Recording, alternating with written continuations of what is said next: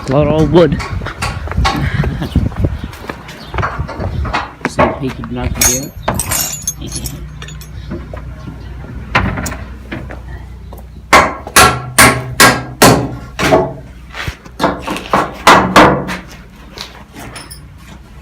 Just go lean it up against the other one around the corner. Thank you.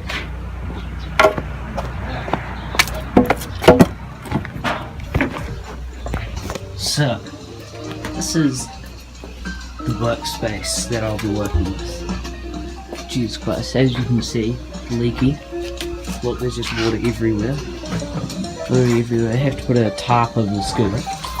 I might have to sort that out, but what I was thinking is just put kind of like a roof running from the top of my shelves just over. The only way we can waterproof this is do it from the top. Because if we do it from the ceiling, then it will just get trapped in those cracks and they'll expand and bad things will happen. So yeah, so like there and over there in these corners. But yeah, as you can see, there's massive cracks. Don't know if they're from the earthquakes, but they've had some pretty big ones. So this is just full of stuff, and most of this isn't stuff that needs to get thrown away. I mean, look, you got all this perfectly fine. Everything, yeah. So this one's gonna be a bit more difficult to sort out, but we should get it done, and I'll upload a video on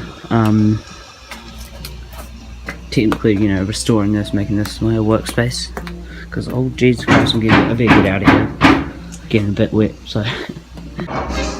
Alright, well my phone is on low battery, but I mean this is all we're doing, clearing out, so, you know, room to light, so, okay, so I need a,